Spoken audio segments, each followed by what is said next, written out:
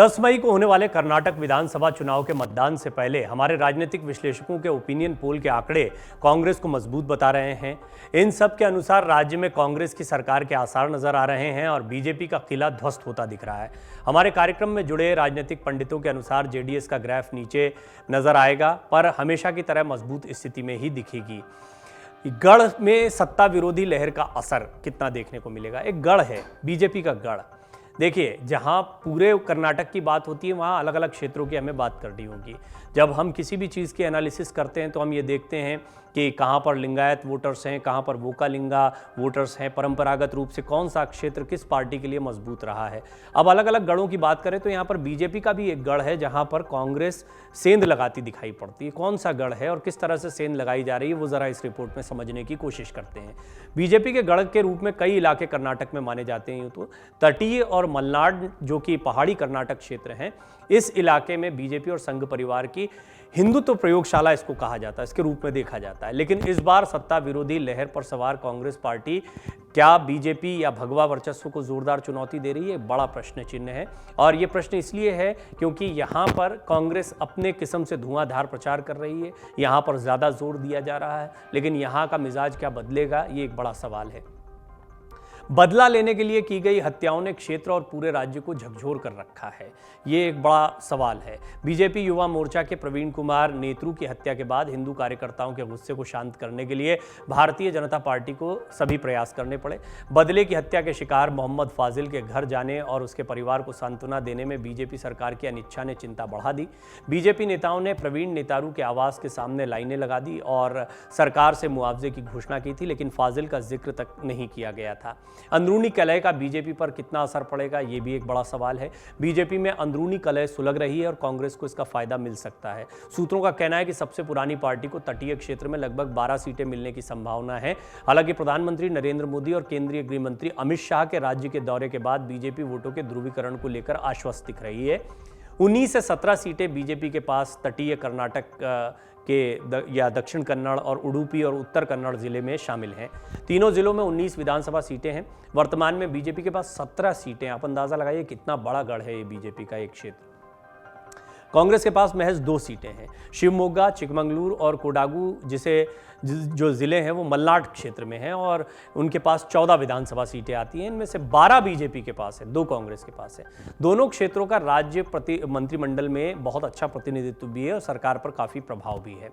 DK Shivkumar इस इलाके में खासे मजबूत माने जाते हैं। कर्नाटक कांग्रेस अध्यक्ष डीके शिवकुमार ने कहा कि पार्टी इस बार तटीय क्षेत्र में काफ़ी अधिक सीटें जीतेगी। उडुपी जिले के बेंदूर में लगभग 3000 बीजेपी कार्यकर्ता कांग्रेस में शामिल हो गए और बीजेपी को हराने की कसम खाई। उडुपी और बेलथांगडी निर्वाचन क्षेत्रों में भी ऐसा ही माहौल है। शिवकुमार ने कहा कि बीजेपी सरकार दावा कर रही है कि राज्य ने 10 लाख करोड़ रुपए का निवेश आकर्षित किया है। इसका कितना हिस्सा तटीय कर्नाटक में आया है, ये सवाल पूछा उन्होंने। अपनी शिक्षा और प्रतिभा के लिए जाने जाने वाले इस क्षेत्र में कम से कम 500 करोड़ रुपए का निवेश क्यों नहीं हुआ है। कांग्रेस नेता ने कहा कि इस क्षेत्र के युवा दूसरे राज्यों और देशों में जा रहे हैं। आप देख सकते हैं कि इस राज्य में कैसे कांग्रेस सेंध लगाने की कोशिश कर रही है और शिवकुमार किस तरह से यहाँ पर बड़े मुद्दों को जनता के बीच उठा रहे हैं। कांग्रेस ने कुछ बड़े मुद्दों के साथ संघ और बीजेपी के गढ़ में अपनी पकड़ बनाने की कोशिश की है। कांग्रेस नेता राहुल गांधी ने भी इस क्षेत्र का दौरा किया और बीजेपी पर हमला करते हुए मछुआरों से बातचीत की। उन्होंने याद दिलाया कि मंगलुरु बंदरगाह उनकी दादी दिवंगत इंदिरा गांधी ने बनवाया था। इस क्षेत्र में मंगलुरु अंतर्राष्ट्रीय हवाई अड्डा, मंगलुरु पेट्रोलियम और रिफाइनरी कांग्रेस की देन है। राहुल गांधी ने बीजेपी सरकार द्वारा कॉरपोरेशन, कैनरा सिंडिकेट और विजया बैंकों के राष्ट्रीयकरण का मुद्दा भी उठाया। उन्होंने कहा सभी 4 बैंक इस क्षेत्र में स्थापित किए गए थे और उन सभी को अन्य के साथ विलय कर दिया गया है। इन मुद्दों को कांग्रेस ने जमकर उठाया है। अब देखना होगा कि इन मुद्दों का कितना असर जो है वो स्थानीय स्तर पर या स्थानीय वोटर्स पर देखने को मिलता है। और ऐसा माना जा रहा है कि इनका असर है। ये मुद्दे कांग्रेस की तरफ से इसलिए उठाए गए क्योंकि इनकी सुगबुगाहट यहाँ पर देखने को मिलती थी। अब अगर कांग्रेस इन्हें प्रभावी ढंग से उठाने में कारगर सिद्ध होती है और जैसा राहुल गांधी वादा कर रहे हैं कि सरकार आते ही वादे पूरे करेंगे, हम झूठे वादे नहीं करते हैं, तब बहुत मुमकिन है कि इनका असर आपको बीजेपी के इस गढ़ में देखने को मिल सकता है। लेकिन कांग्रेस को बहुत ज़्यादा उम्मीदें यहाँ से हैं। बागी विधायक को कांग्रेस ने अपना हथियार भी बनाया है। चिकमंगलूर जिले में मौजूदा बीजेपी विधायक MP कुमारस्वामी ने टिकट नहीं मिलने के बाद बगावत कर दी और मुदिगिरे सीट से जेडीएस के उम्मीदवार के रूप में चुनाव लड़ रहे हैं। कांग्रेस ने CT रवि के पूर्व दाहिने हाथ HD थमैया को चिकमंगलुरु से खड़ा किया है। जिले की 5 विधानसभा सीटों में से 4 पर बीजेपी का कब्जा है। कांग्रेस और बीजेपी दोनों ही आत्मविश्वास से भरी नजर आ रही हैं। देखना होगा कि चीजें क्या रंग लाती हैं। कुल मिलाकर ये वो क्षेत्र है, तटीय कर्नाटक का क्षेत्र, जो बीजेपी की सबसे बड़ी ताकत माना जाता है। इस बार के चुनाव में अलग अलग ओपिनियन आ रही है। कई वरिष्ठ पत्रकारों की ओपिनियन मैंने आपके सामने रखी है। एक विस्तृत पैकेज इस पर बनाया है। एक रिपोर्ट में हमने आपको बताया है कि कैसे कई पत्रकार 125 से 130 सीटें कांग्रेस को देते दिखाई दे रहे हैं, जिनमें पंकज शर्मा शामिल हैं। तो कुछ कह रहे हैं कि 50 से 70 पर बीजेपी सिमट जाएगी। इनमें अशोक वानखेड़े, प्रेम कुमार जैसे पत्रकार शामिल हैं। कुल मिलाकर और भी कई ओपिनियन आप देखेंगे तो उसमें सर्वे में आप देखेंगे कि कांग्रेस की स्थिति को मजबूत दिखाया जा रहा है। हालांकि चुनाव से पहले कुछ भी कहना बहुत मुश्किल होता है, लिहाजा ये नहीं अंदाजा लगाया जा सकता कि अंडर करंट क्या चल रहा है।